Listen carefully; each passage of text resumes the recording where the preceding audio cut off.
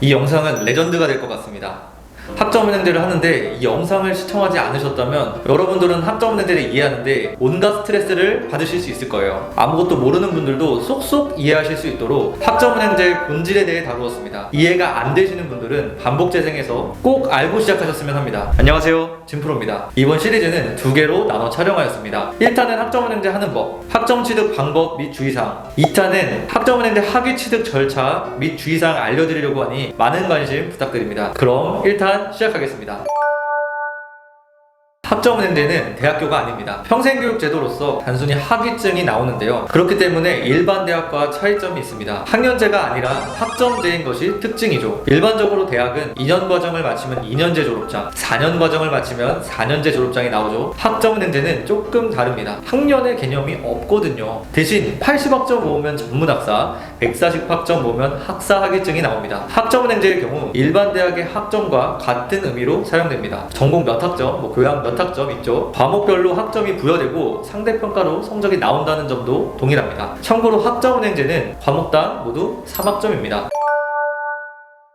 자, 학점은행제도도 일반 대학처럼 1학기, 2학기 나뉘어져 있는데요. 여기서 주의해야 할 점이 기간을 단축시키고 싶다고 수업을 한 학기에 15과목, 20과목 한 번에 들으시면 안 됩니다. 등록할 수 있는 학점이 제한되거든요. 한 학기에 최대 24학점, 1년에 최대 42학점 등록할 수 있기 때문에 한 학기에 8과목 이상 신청하실 필요는 없습니다. 전문학사는 80학점, 학사는 140학점 모아야 학위 취득이 가능하다고 이야기했었죠. 일반 대학처럼 수업만 듣는다면 전문학사 2년, 학사 3년 반이 걸릴 수 있다고 생각하실 수 있을 텐데요. 절대 그렇지 않습니다. 학점을 빠르게 취득해서 학위 취득 기간을 단축할 수 있는데 이것이 학점은행제의 가장 큰 메리트입니다. 일반 대학과 달리 수업 외에 자격증, 독학사, 전적대의 학점들도 인정해줍니다. 마찬가지로 무한정 인정해주는 건 아니지만 이런 소스들을 잘 활용하면 학점을 단번에 모을 수도 있습니다. 6개월 만에 4년제 학위증을 만드는 일이 1년에도 수차례씩 나오죠. 이제 각각의 소스들을 설명드릴 텐데요. 여기서부터는 전공, 교양, 일반 학점의 개념을 알아야 합니다. 먼저 전공은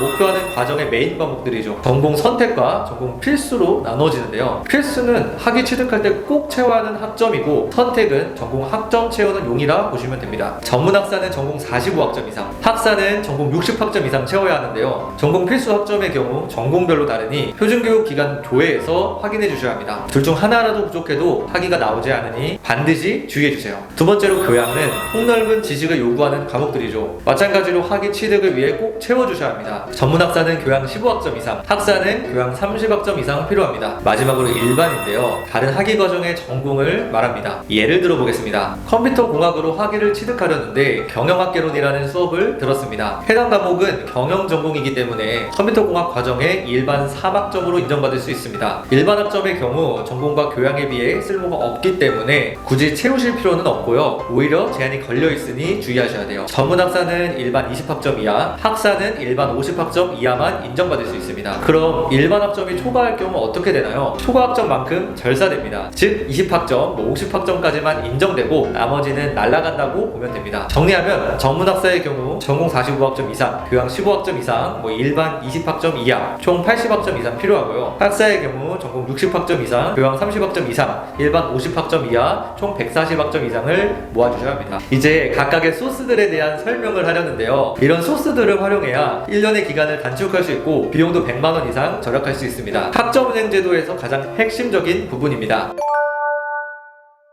기간을 단축하기 위해 자격증만 한 게 없는데요. 전문학사 최대 2개, 학사의 경우 최대 3개까지 인정해줍니다. 다만 타전공 자격증은 최대 1개까지만 인정해주니 전공 자격증인지 반드시 체크해주세요. 개인적으로 자격증은 무조건 해야 한다고 생각하는데요. 자격증으로 취득한 학점은 모두 전공 필수 학점으로 인정받을 수 있기 때문입니다. 학점은행제 대표 전공이 아닌 이상 전공 필수 학점을 채우기 어려운 경우가 더 많거든요. 이럴 때 자격증을 활용한다면 전공 학점뿐만 아니라 필수도 채울 수 있기 때문에 정말 유용하게 사용 가능합니다. 그럼 어떤 자격증이 유효할까요? 인지도가 없는 자격증, 대학교 졸업할 때 나오는 자격증, 교육과정 이수로 나오는 자격증, 기능사 자격증 등은 아쉽게도 인정해주지 않습니다. 국가기술 자격증 또는 국가공인 민간 자격증 등 공인 자격증들만 인정해주는 거예요. 대표적으로 컴퓨터 활용 능력, 산업기사, 매경 테스트 등이 있습니다. 가성비가 좋은 자격증들이 궁금하시다면 위 영상을 한번 참고해주세요. 그럼 자격증 취득에 있어 주의해야 할 점들이 있을까요? 꼭 체크해야 할 부분 있습니다. 있습니다. 전공 자격증 중에도 중복되는 자격증들이 있어요. 예를 들어 전기산업기사, 전기기사인데요. 이런 자격증들은 하나만 인정받을 수 있으니 계획을 세우는 단계에서 반드시 확인해주세요. 학점은행제 자격증, 자격별 전공 연계에 들어가 해당 자격증을 검색해주시면 볼 수 있습니다.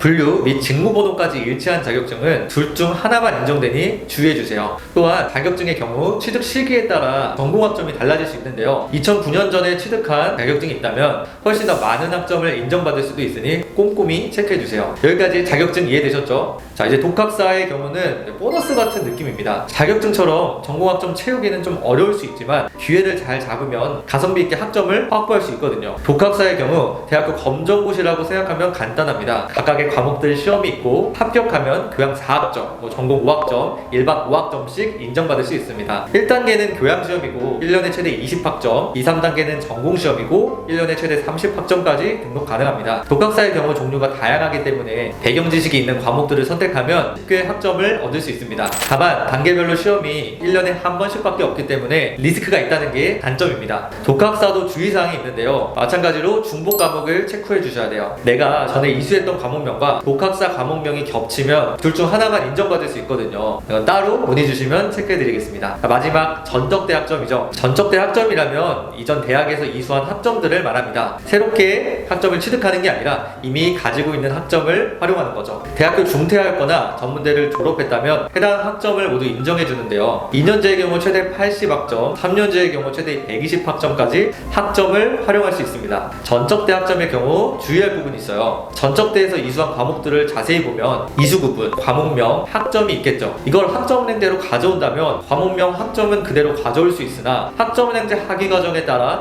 이수구분이 변경될 수 있어요. 자, 예를 들어 보겠습니다. 전적대 컴퓨터 공학을 나왔고 캡스톤 디자인이라는 전공 과목을 들었습니다. 이제 학점은행제 컴퓨터공학 학사 과정으로 해당 학점을 가져와 볼게요. 아쉽게도 캡스톤 디자인이라는 거는 전공이 개설되어 있지 않기 때문에 학점은행제로 가져올 때는 일반 학점으로 분류됩니다. 같은 전공인데도 이렇게 다르다면 유사 계열이거나 타전공이라면 이수 구분을 예측하기는 굉장히 어렵겠죠. 그렇기 때문에 과정을 진행하기 전에 무조건 확인해 보셔야 해요. 국가평생교육진흥원에서 온라인 학습 설계 등을 맡겨 심의를 거치면 되는데요. 1차적으로 확인을 원하신다면 학점은행제 DB 검색, 국평원에 연락해 과목들을 물어보셔도 됩니다. 물론 저한테 이수한 내역이 있는 성적증명서 보내주시면 더 빠르게 체크해드리고요. 자, 여러분, 학점은행제로 학점을 취득하기 위해 다양한 소스들을 활용하면 된다는 점 이해되셨을까요? 소스들의 매력을 느껴 수업을 하나도 안 듣고 자격증, 독학사, 전적대를 활용해 청개구리 같은 생각을 할 수 있을 텐데요. 절대 그러시면 안 됩니다. 학위 취득을 위해서는 최소 6과목의 수업을 들어주셔야 해요. 이걸 의무 18학점이라고 하죠. 여기까지 이해하셨다면 여러분들은 이제 학점은행제 할 자격이 충분합니다. 이제 학점은행제를 하는 법 알려드릴게요.